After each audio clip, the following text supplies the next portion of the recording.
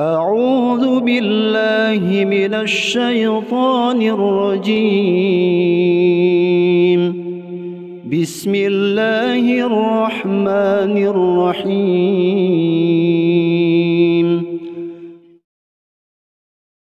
Kita ambil dalilnya dalam hadis Bukhari.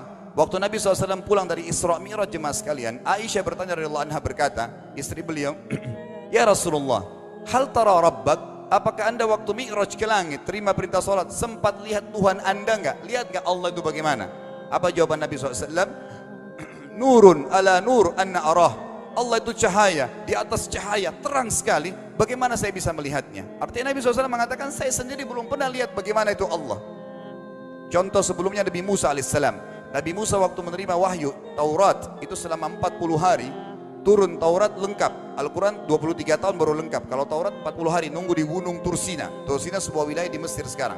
Itu banyak gunung-gunung batu, ada satu gunung batu yang tinggi, Nabi Musa nunggu di situ. Setiap hari Jibril datang turunin surah, turunin ayat gitu. Setelah berlalu 37 hari dari 40 hari menunggu Taurat turun, Nabi Musa alaihissalam tiba-tiba bertanya kepada Allah, mengatakan begini dalam Al-Quran, A'udzubillahi minasyaitonir rajim, Rabbi arini anzur ilaik.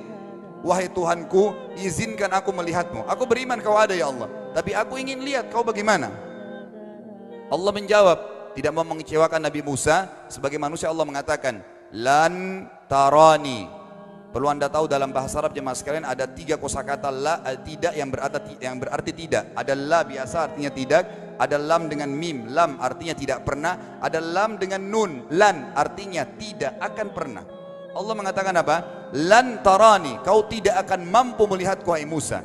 Tapi Allah nggak mau kecewain Musa. Ternyata Musa selama 37 hari jemaah sekalian kagum-kagum melihat gunung-gunung batu di situ. Pergantian siang malam, burung-burung yang terbang, air yang mengalir di lereng-lereng gunung. Lalu dia mengatakan, Allah mengatakan apa? Walakin unzur ilal jabal fa in istaqarra makanahu fasawfa tarani. Coba kamu lihat gunung-gunung batu di sekitarmu hai Musa. Kalau mereka bisa menampung kedatanganku, kata Allah, kau akan bisa melihatku. Apa yang terjadi? Allah lanjutkan, falamma tajalla rabbuhu lil jabal. Waktu Allah baru niat mau datang, belum datang, ja'alahu dakka. Semua gunung batu itu hancur lebur, tidak mampu menampung kedatangan Allah. Wa kharra Musa sa'iqa. Lalu Musa pingsan tiba-tiba. Waktu Nabi Musa bangun, langsung ucapkan kalimat, amantu billah, saya beriman pada Allah. Berarti fakta lapangan, nabi-nabi aja belum pernah lihat Allah. Masih pertanyaan lagi jemaah sekalian, kenapa Allah nggak bisa kelihatan? Saya akan jawab dan tolong ini jadikan sebagai pegangan hidup. Ini landasan akidah kita. Kata para ulama, karena anda kalau sholat, anda mengucapkan satu kalimat yang merupakan jawabannya. Allahu Akbar. Allah Maha Besar. Akbar adalah siga mubalaghah dalam Islam. Sesuatu yang melampaui batas, Maha Besar. Kita terangkan. Kata Nabi SAW, perumpamaan bumi yang kalian tinggali ini dibanding dengan langit pertama di atas kepala kalian ada 7 lapis langit. Allah mengatakan sab'an shidada, 7 lapis langit yang kokoh. Alladzi khalaqa sab'a samawatin tibaqa, yang menciptakan langit tibaqa bersusun 1, 2, 3, 4, 5, 6, 7. Allah di atas langit ke-7. Kata Nabi SAW, perumpamaan bumi yang kalian tinggalin dibanding dengan langit pertama di atas kepala kalian, ibaratnya seperti cincin yang dibuang di padang pasir.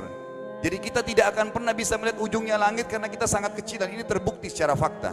Apakah anda sudah tahu bahwasanya miliaran bintang-bintang yang ada di atas kepala anda yang jaraknya sekian miliar tahun dari bumi dan sekian miliar tahun lebih besar daripada bumi, sekian miliar kali lebih besar daripada bumi, itu semua berada di bawah langit pertama. Manusia tidak akan pernah bisa memegang langit ini dengan telapak tangannya, karena dari sini saja ke Pluto jaraknya 270 tahun. Nggak bakal bisa ada astronot dikirim kena mati di tengah jalan. Jaraknya jauh sekali bintang-bintang, dan semua berada di bawah langit pertama.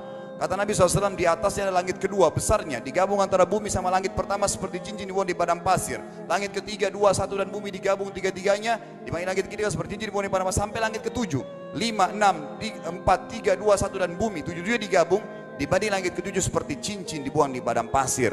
Dan langit yang luas ini jemaah sekalian dipenuhi dengan makhluk Allah yang lain namanya malaikat. Dalam hadis Bukhari kata Nabi SAW, waktu saya sedang dimi'rajkan ke langit, tidak ada 4 jari pun ukuran di langit yang luas itu, kecuali saya temukan malaikat yang sedang ruku atau sujud, penuh dengan jumlah mereka.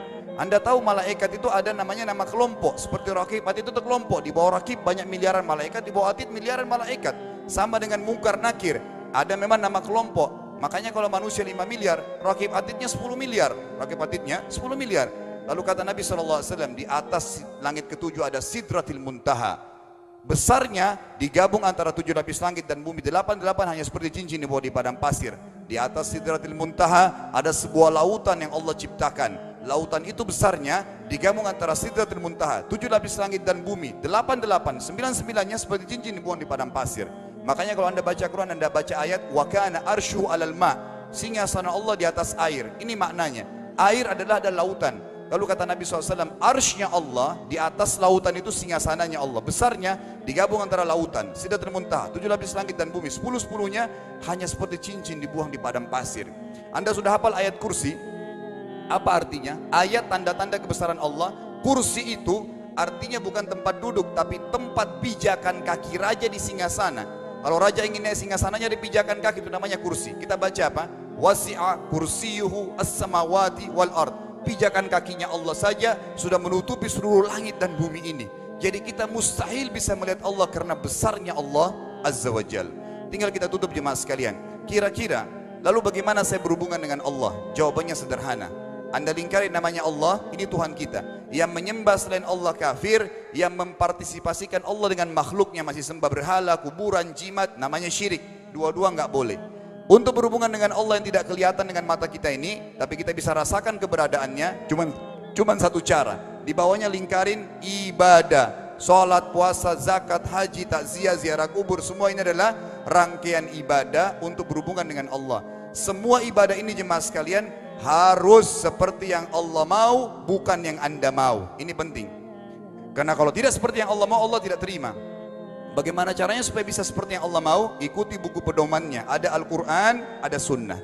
Yang beribadah keluar dari 2 pedoman wahyu ini tidak akan diterima oleh Allah. Seperti Anda kalau kerja di perusahaan, pimpinan perusahaan kasih peraturan, Senin pakai baju kuning, Selasa baju hijau, Rabu pakai baju hitam. Datang jam 7, keluar jam 5 sore. Ternyata Anda tidak.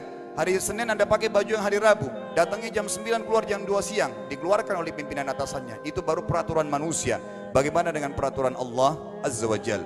Maka kita simpulkan semua jemaah sekalian adalah, yakinlah Tuhan Anda Allah ada, satu-satunya Tuhan. Kalau Anda sedang sakit, yang ciptakan Anda Allah, yang ciptakan penyakit Allah, yang menciptakan kesembuhannya Allah. Kalau kita sedang musibah sama, kalau kita sudah senang juga sama. Semoga Allah SWT menjadikan kita orang-orang yang senantiasa beriman. أعوذ بالله من الشيطان الرجيم بسم الله الرحمن الرحيم